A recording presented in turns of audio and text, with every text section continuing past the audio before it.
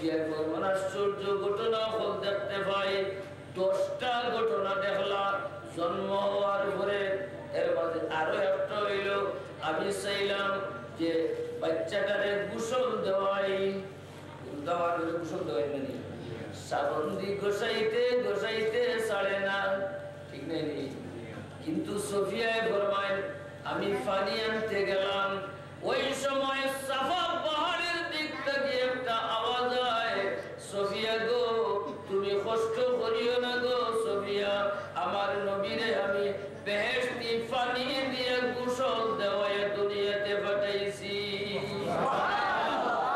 আর আপনার দুনিয়াতে গোসল দিতে হয় আমার নবীরে আল্লাহ গোসল দিয়ে এই দুনিয়াতে পাঠাইছেন সোফিয়ায় ফরমায় আমি চাইলাম ফুয়া না ফুড়ি উত্তর হইতে হইতে লাগছে ফুয়া হইলে ওই বড় নাতি আইছে আর ফুড়ি তার বাবার মূল মানত আসাও না ও ঘটনা এটা ফুড়ি হইলে মাতে না ফুয়া হইলে ফুল ফিটাইব আইসা ফুয়া আইছে সোফিয়ায় ফরমায় আমি দেখতে চাইলাম এন ফুয়া না ফুড়ি আমি দেখি এটা দেখিটা বুঝা যাইব বলতে চাই সোফিয়ায় ফরমায় আমি দেখি আগের জমানার নবী আল্লাহ খতনা অর্থাৎ মুসলমানি দিয়ে দুনিয়াতে পাঠাইছো এটা বুঝা গেল বেটা না বেটি এটা বুঝা গেছে বুঝা গেল বেটা বেটি কোনদিন নবী হইতে পারে না কাকু কিয়ামত পর্যন্ত আর তো নবীও নাই শেষ আমরা নবী পর্যন্ত নবীও শেষ এর আগ পর্যন্ত যত নবী গেছেন সে বেটি আসছিল বুঝা গেল যে আল্লাহর রাসূল আল্লাহ বেটা বানায়া দুনিয়াতে পাঠাইছেন ও তা ঘটনা বলতে আসলাম আর বহুত ঘটনা দেখতে দেখতে আশ্চর্য হইলাম ওই যে সময় 12ই রবিউল আউয়াল সুবে সাদিকের সময় দুনিয়াতে তশরিফ আল্লাহ ওই সময়টারে আমরা হই ঈদে মিলাদুন নবী আলহামদুলিল্লাহ আত্তা এখানে কইলা কিটা দিবা লে ওই যে সময়টা ওই সময়টারে ওই দিনটারে ওই মাসটারে আমরা পালন করি ঈদে মিলাদুন নবী আলহামদুলিল্লাহ খানা বাইলা ঈদে মিলাদুন নবী পালন করতে পাইলা হই বলে কুরআন শরীফ পাইছি আল্লাহ ফরমাইছেন ও দুনিয়ার মানুষ হল ওয়াযাক্কিরুহুম বিআইয়ামিল্লাহ ও দুনিয়ার মানুষ হল তুমি দেখ আল্লাহর উল্লেখযোগ্য দিন যেগুলো আছে আল্লাহর সম্মানিত দিন যেগুলো আছে ওইগুলোরে তোমরা পালন করো আলহামদুলিল্লাহ দিন খেলে পালন করতাম খিত হয়েছি বহু ঘটনা হয়েছিল যে ঘটনা হল পৃথিবীর বুকে আর কোনদিন হয় নাই কিটা ঘটনা করছি বলে ঘটনা ঘটলো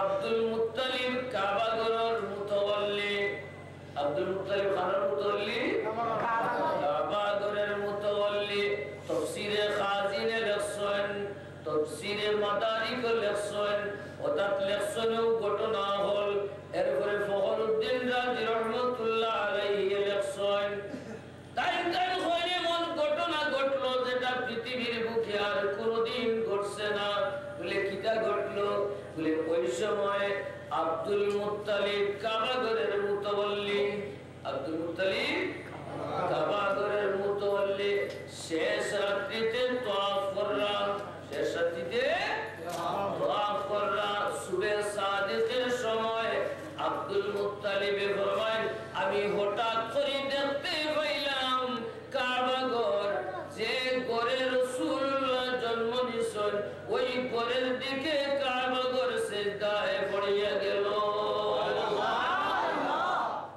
ও ঘর সিজদা পড়ে দিব নানি সিজদা করব কিন্তু কিতাব লেখা আল্লাহর ঘর কাবা ঘর আল্লাহর রাসূলের সম্মান দেখানোর লাগি আব্দুল মুত্তালিবে ফরমায় যে ওই কাবা ঘরটা আল্লাহর রাসূলের ঘরের দিকে সিজদায় পড়িয়া গেল। এর যে বড় ঘটনা পৃথিবীর বুকে আর নাই। একটাই আল্লাহ ফরমায় ওয়াযাক্কিরহুম বিআইয়ামিল্লাহ, তুমি যেন আল্লাহর উল্লেখযোগ্য দিনগুলোরে স্মরণ করো। ও ঈদে মিলাদুন নবী করি, আমরা আল্লাহর কোরআনের উপরে আমল করি। সুবহানাল্লাহ। বেটায় করলে করুক, না করলে না করুক, কায় যায় না। আমরা যেখান পাই ওখান করি, আল্লাহর কালামের উপরে আমল করি, আমরা রাসূলের আলোচনা করি, ঈদে মিলাদুন নবী করি, আল্লাহর কালামের উপরে আমরা আমল করি। ঠিক আছে নি? আরো ঘটনা লেখছেন যে অগ্নি পূজক হলে হাজার হাজার বছর ধরে একটা অগ্নিশিখা বানাই রাখছে, হাজার হাজার বছর ধরে চলতে আছে। ওই একটা সেকেন্ডের লাগি কোনোদিন নিভছে না। ওই গোরটারে তারা হামেশা ওই অগ্নিটারে তারা পূজা করে, ওই অগ্নিটারে পূজা করে। কিন্তু দেখা গেল আখির জামানার নবী জনাবে মুহাম্মদুর রাসূলুল্লাহ সাল্লাল্লাহু আলাইহি ওয়াসাল্লাম যে সময় দুনিয়াতে তশরিফ আনছেন, ওই সময় দফ করিয়া সেই অগ্নি শিখা নিভিয়া গেল। সুবহানাল্লাহ। একটা হাজার হাজার বছর ধরিয়া চললো, হঠাৎ করিয়া নিভিয়া গেল। এই যে ঘটনা ঘটলো দুনিয়ার বুকে, এইরকম ঘটনা কোনোদিন ঘটছে না। এটাই আল্লাহ ফরমায় ওয়াযাক্কিরহুম বিআইয়ামিল্লাহ, আল্লাহর উল্লেখযোগ্য দিন, মর্যাদাবান দিনগুলোরে স্মরণ করো। অর্থাৎ ঈদে মিলাদুন নবী তুমি তার পালন করো। এবার যদি ঈদে মিলাদুন নবী বেদাত হয়ে যায়, এক নম্বর বেদাতি ওইটা বেদাতি খেয়ে হইবা, না খেয়ে হইবা আল্লাহ বলল।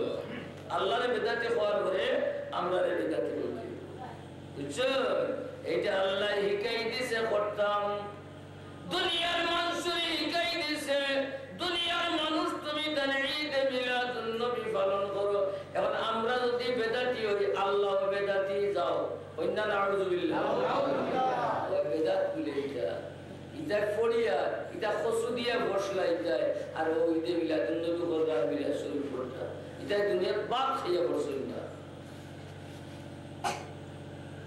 কুরআন শরীফের মধ্যে আয়াত আছে, আল্লাহ ফরমাইছেন মুহাম্মাদুর রাসূলুল্লাহ, আয়াত আছে নি? ওই আয়াতের তাফসীর লেখছেন রূহুল বয়ানের মধ্যে লেখছেন ইয়াস্তাহিব্বু লানা ইজহারুশ শুকরে লিমাউলিদিহি আলাইহিস সালাম, আল্লাহর রাসূলের শুকরিয়া আদায় করতে হয় মিলাদ শরীফ পড়িয়া। শুকরিয়া আদায় করা মুস্তাহাব হোক। সুবহানাল্লাহ। কুরআন শরীফের কথা এটা বেদাত হতে আল্লাহ বেদাতে যাও, আমরা বেদাতি হই, অসুবিধা এটা। ওই আয়াতুল তাফসীর লেখেন ওমিন তা'যীমিহি আমালুল মাওলুদ, আল্লাহর রাসূলের তাজিম করার মতো যত পদ্ধতি আছে, অত পদ্ধতির মধ্যে একটা পদ্ধতি হলো মিলাদ শরীফ পড়লে আল্লাহর রাসূলের তাজিম হয়। সুবহানাল্লাহ। যুগে যুগে চলিয়ার সাহাবায়ে কেরাম সিস্টেম ভিন্ন হইতে পারে, সিস্টেম ভিন্ন হইতে পারে। এখন সিস্টেম ভিন্ন হইলো একটা না জায়েজ, তাহলে বলবো কি মা? আজকে রাসূলুল্লাহর জমানাত মাদ্রাসা সিল পড়াইছেন গাছর তলে। আজ যদি আপনি গাছর তলে পড়াই উঠতে একটা পাইবা যা তোর মাদ্রাসা হোক, স্কুলে ভর্তি হলে হলো ফের আছে, অবস্থা আছে। সিস্টেম বদলিলে একটু না যায় হইয়া যায়, এটা তো কোনো হইলেন না। এই মিলাদ শরীফ সম্পর্কে আল্লাহর রাসূলের হাদিস আছে, আর যুগে যুগে আল্লাহর বান্দা ইমাম কাসতালা